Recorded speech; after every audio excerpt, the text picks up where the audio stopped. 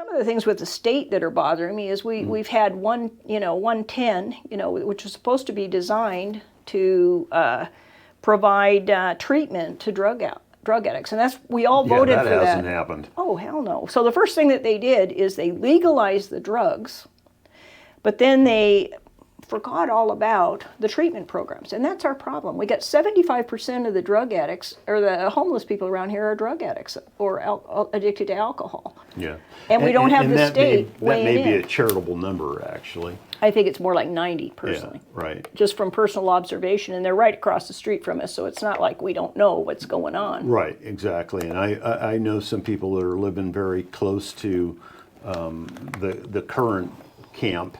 They're on J Street and they're crazed. And tell me the stories, and there's they're crazed. Yeah, I would say it's most of them. There's no question. And so apparently 110 was supposed to provide treatment for them. I think the issue is if you provide an environment where obviously then the drug dealers know where the drug addicts are, and they're going to be coming there and with large quantities of drugs, so it's going to be inexpensive and convenient for them to get high and become more addicted to the drugs, and then the more addicted somebody is, the deeper into that somebody goes, being addicted over a longer period of time. I would think that it's certainly lessens the success rate that you might get out of any drug treatment that might be coming down the pike. Well, drug treatment is precarious anyway, because when you get involved in these hard drugs, it permanently changes your brain chemistry. So the first thing that you've got to do is get off drugs. So we don't even have that starting point where a person who's on drugs could get detoxed, because you cannot do anything as long as you're actively using drugs. So if we put a shelter together as an example, virtue signaling, we're so nice, we're going to get a shelter, make sure everybody's, it's not exposed to the sun, they're fed, everything's everything. It costs quite a bit of money, but you look at the populations that you're putting together: the elderly, disabled, drug addicts, children, women with kids. Yeah, it's not a good formula. To me, it's just a hideous idea. It scares the wits out of me. And when I was in college, I worked for a drug and alcohol program, so I'm pretty familiar with the behaviors of drug addicts and the addicted personality type. It's a very scary proposition. So then you say, well, we're only going to take the serious people in, and we're going to keep the drug addicts out. So you still have the drug addicts in the street. You have the expense of the shelter, which would be, can you imagine what the cost of that would be? It's unbelievable. Well, I mean, we don't have to really wonder too much about the costs of these things. Every community that has tried it has done nothing but throw money at it. And we're talking, San Francisco has thrown billions at it, and it's no better there than it ever has been. Well, low barrier is where I draw the line, because low barrier shelter basically means that drug den. Yeah, there's just not rules like now. You see the city council say no, that's not true. But in the early days when they were defining low barrier, what they were saying is we don't want that to be a barrier to anybody who uses drugs or anything to get in. That was what defined low barrier. Now it's kind of morphing to who knows what. But the fact of the matter is that taking people who are drug addicted and just putting a roof over their head solves nothing. Yeah. You've got to take them out of the general population and get them off drugs, and then you have to have counseling, because they are drug addicted. It was like, which came first, the chicken or the egg? Yeah. They are drug addicted often because of their personal problems. And the addiction is in control. So you can't expect that person to be making logical decisions without some sort of oversight. In a recent video, Elon Musk suggested that this is shallow empathy. In other words, it's empathy that makes you feel good. Virtue signaling. Yeah, it's virtue signaling, but it doesn't do anything for the person that you're trying to help. Doesn't solve the problem. Doesn't solve the problem. No. And creates the circumstance where you have empathy for the drug user / criminal and no empathy for the victims of the drug user / criminal, which is the story Antithetical. here. Yeah. Completely nuts. Yeah. But that's pervasive in our society now. We make victims of the people who are truly victimizing others. And we need to stop that. We need to hold people accountable, because until we actually hold people accountable for their own behavior, they're going to continue the bad behavior. And that's what worries us in this community. A friend of mine told me that she went into Safeway the other day, and this guy had a big bunch of groceries in his backpack he stuffed in there and just walked out. And so she went up to the clerk and she said, "Oh my gosh, this guy just walked out with a bunch of groceries." And she said, "Yeah, we're not allowed to follow him out or do anything. We'll get fired if we do." Hey. So she said, "So that means if I can take a bunch of groceries and walk out, I should do it." So she grabbed a bunch of donuts or something, walked right out. Nobody followed her. She stood outside waiting for somebody to say, "Hey, let's have those donuts back." Nothing. That's unacceptable, because what happens is that makes your donuts more expensive than... And you're basically subsidizing crime at that point. And if anybody's looked at this sort of thing, anything you subsidize, you get more of. So the idea that it's somehow better to not hold people accountable, I mean, we're already seeing the product of that. It doesn't work, and it creates a less safe, less moral society. If you encourage people to steal and don't show any repercussion, pretty soon they're going to become quite callous to that, and they will just be much less attuned to their own immoral behavior, and that affects everybody around them. It absolutely does. We all pick up the tab for that sort of behavior. And right now, we are living in one of the poorest, if not the poorest, counties in the state. And we simply cannot afford to incentivize those kinds of behaviors, because we can't afford it. Yes, there are a few wealthy people in our county, but why should they pick up the tab? They've raised their own children. They've worked their entire lives. Why should they pick up the tab for the bad behavior of some? It's not appropriate. And we might want to pick up the tab for getting them off drugs, but I would be, if it were my choice, I would be pretty tough on that. If somebody is stealing and that kind of thing, I'd just put them in jail. Right. And maybe give them an option. Okay, this is your choice right now. You can either get into a program and get off the drugs, or you can see what it feels like not to have them while you're incarcerated. It's not that much fun. Yeah.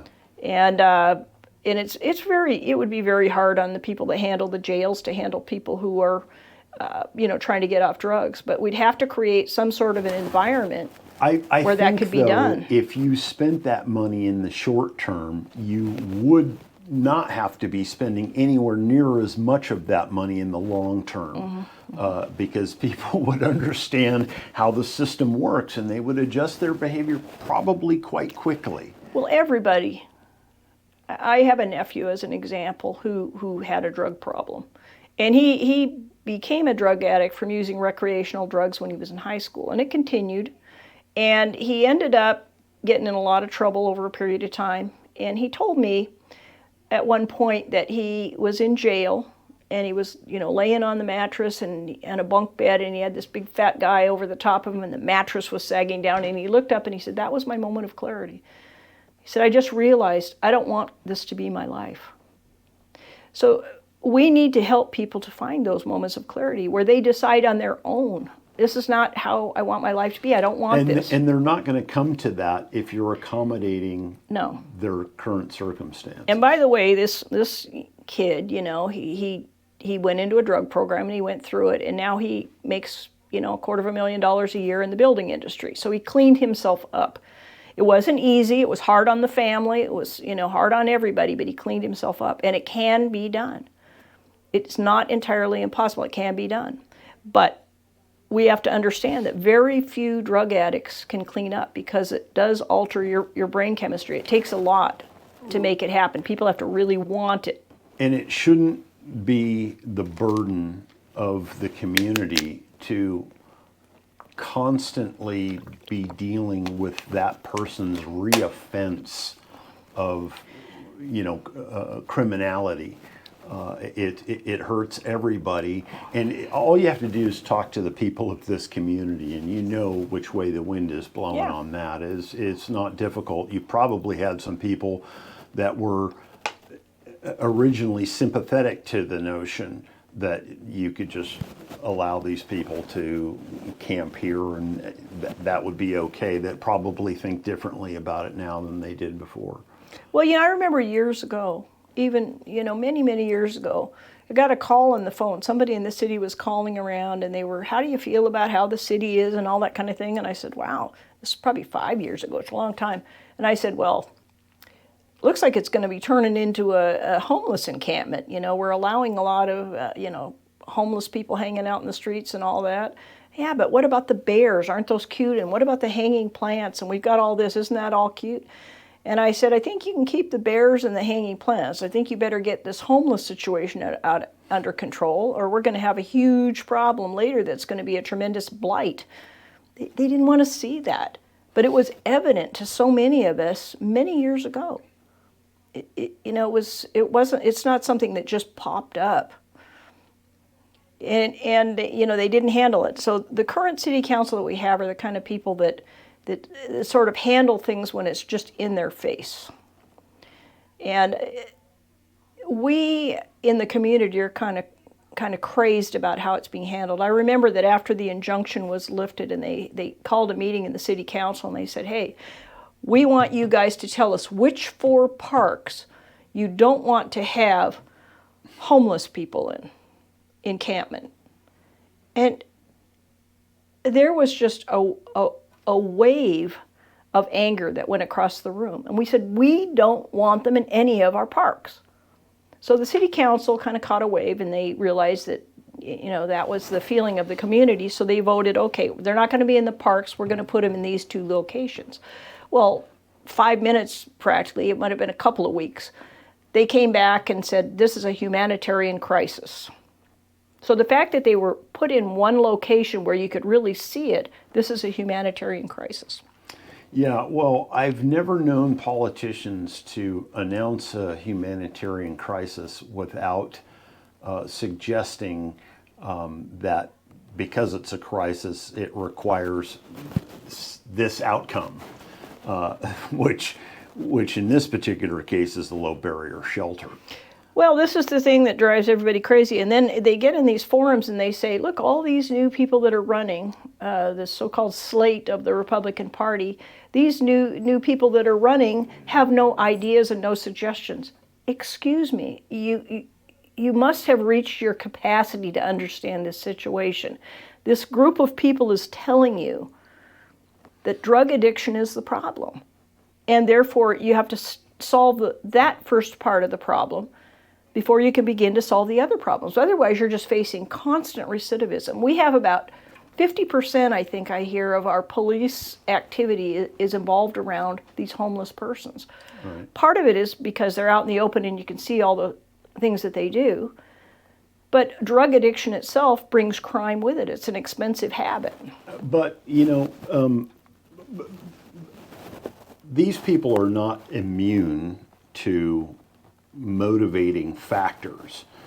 If you screened them as they were going into the campsite to make sure they didn't have warrants, or to make sure that they weren't bringing drugs in there with them, this would weed out a lot. A lot of them would no longer want to be at these camps.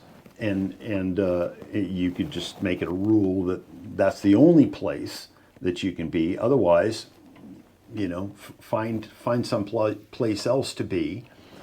And so you'd get rid of a large quantity of them right off the bat. And then it would be much easier to triage the remaining people for the ones that are serious about no longer being an addict or no longer being homeless from the ones that don't care about that. The city council is talking about that. You know, that's what they're saying, that they're trying to separate the ones that are serious about getting out of drugs and those that aren't. But well, accountability has to be in that loop, and if you're fearful about talking about accountability, you're probably not going to come to that conclusion. True. I think also a lot of people don't understand addiction. But let me give you an example, Mike. If I said to you, hold your breath, I just want you to hold your breath. If you just hold your breath, Mike, everything's going to be fine. Just hold your breath. Well, at first you can hold it for a little bit, but then it becomes very compelling that you need to take a breath. And that's what drug addiction is like. Your body is demanding it. It's very compelling. And, oh gosh, I got to take that breath. Well, I don't have any drugs. So in order to take that breath, I better go get some money. And so that's where the crime comes in and so forth. I mean, it's a constellation of difficulties. And so a person will rarely choose to stop using drugs on their own. They just don't. There has to be some form of intervention that comes in and says, Mike, you know, you're out of control, buddy. And you need help. And so what we're going to do is we're going to take this out of your hands, and you are going to see what it feels like to be off drugs for a little while, and then we'll start talking about how you can pull your life back together. That's a big deterrent right there. I know that a lot of these people, once they hit the wall, they would not want to be hitting the wall again. So you either have the people that are serious about no longer being an addict, or you have the people that want to continue to be an addict and to find some other place where they're not going to be encountering the brick wall. Well, the other thing we need to do is we need to have a tiered program for drug addicts. So in other words, I can't just give you a house. You're a drug addict, Mike, tough love. We can't just give you a house and it's going to fix everything. What happens is you got to start them in a way that parallels life in itself, and that is that you start at the bottom and you work yourself up. If you give somebody the cherry on the top of the sundae without putting the bowl and the ice cream and all that in, it's always going to fall on the table. What you've got to do is you've got to start at the bottom and say, okay, you're in a dormitory with, 12 or 15 guys, and then when you achieve this level, then you start moving up, up, up, up. That's the drug program that I used to work for, Newbridge Foundation. They had a great program like that. And what I did for them was we started small businesses, and when people reached that level where they were ready to get back out into society, we would interview those people in a real interview. They'd fill out the forms, real interview, and if they were accepted, they would get a job in one of the businesses that we had. If they weren't accepted, they kind of go back to the drawing board, and somebody would help them figure out what it takes to fill out an application, how to interview, how to behave in an interview, and then they would come in and they would work. And a lot of them had problems when they got into that, and they had an independent life, and they kind of dropped back down, and then they'd start again and try again until they reached the level where they could work successfully, and then they're ready to go. Then you could possibly give them a house or a place to live, and they might be able to sustain that because they could work. But what we're doing is we're creating a permanent dependent class of people. And that doesn't serve the community, and it doesn't serve the individuals. When they're drug addicted, nothing's going to get better.